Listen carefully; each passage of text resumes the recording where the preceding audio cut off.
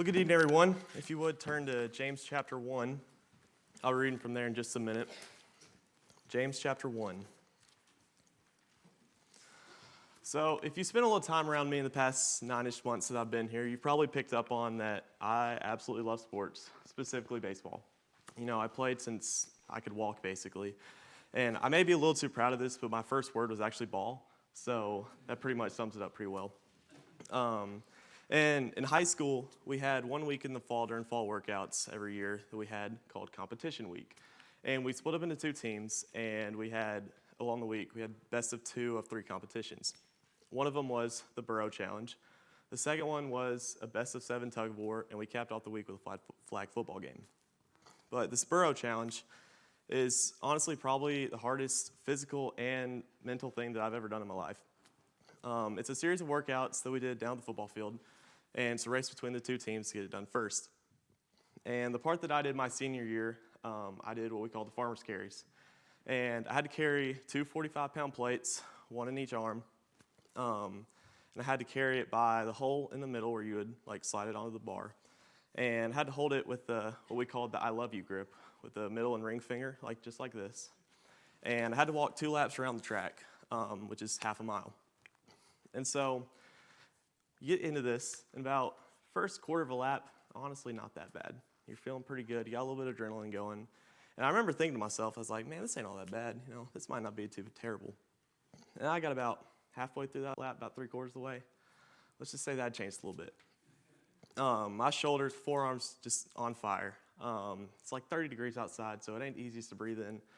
And I started feeling like Eminem, palms sweaty, knees weak, and arms are heavy, and feel like I'm about to throw up on myself. And this is where this challenge transitions from being physical to mental. And when it gets hard, you have 2 choices you can make. The first is that you can drop the weights, which ends up being a 15-second penalty, which gives the other team a massive advantage. Or you can, 2, be mentally tough, block out the pain, and just put your head down, take 1 step at a time, knowing that you'll eventually get there. And afterwards, I remember one of the freshmen was talking to our strength coach, and he asked him, why do we do this? Why is this so hard? And I remember our strength coach, looking over at me, and I'm just sprawled out on the ground, fighting for every bit of air I can get. And he said this one little quote: "Don't wish it was easier, wish you were better." And that's kind of always stuck with me, and I ended up writing that in my locker so I could look at it every day. But lately, I've been thinking about this in a different way.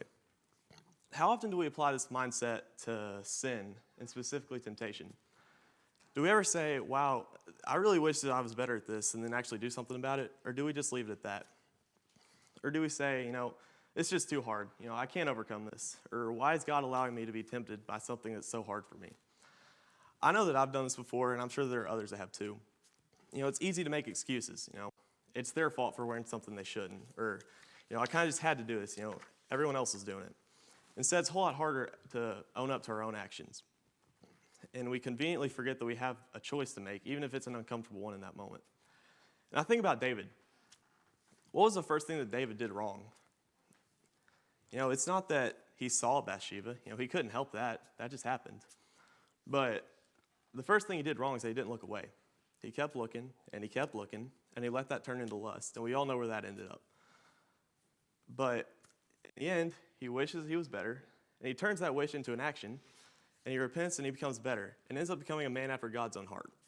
So if you would look at me in James chapter 1, I'll be reading verses 12 through 15. "Blessed is a man who perseveres under trial, for once he has been approved, he will receive the crown of life which the Lord has promised to those who love him. Let no one say when he is tempted, 'I'm being tempted by God,' for God cannot be tempted by evil, and he himself does not tempt anyone. But each one is tempted when he is carried away and enticed by his own lust.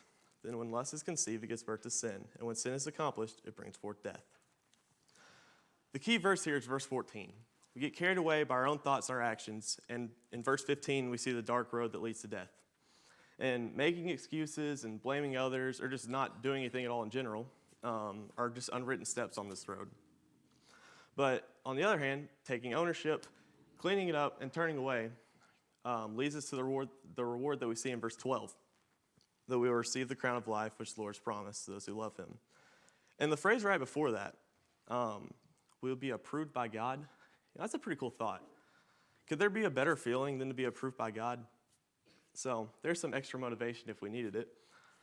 If you would turn to 1 Corinthians chapter 10.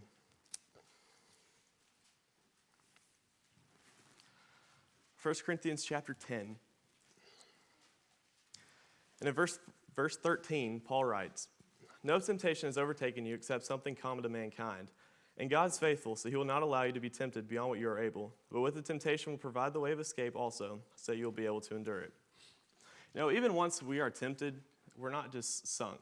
God always provides a way of escape, but then it's up to us to take the way of escape, no matter how uncomfortable it may be. And everyone knows Philippians 4:13, and I know that gets taken out of context and misused a lot, but I think it applies here. I can do all things through Christ who strengthens me. Also, I can overcome any temptation through Christ who strengthens me. Wishing our temptations were easier is the wrong mindset. Instead, we need to wish that we were better, and then let that wish translate into an action. And then, while we're doing the actions, we need to always look to the Lord for guidance and strength.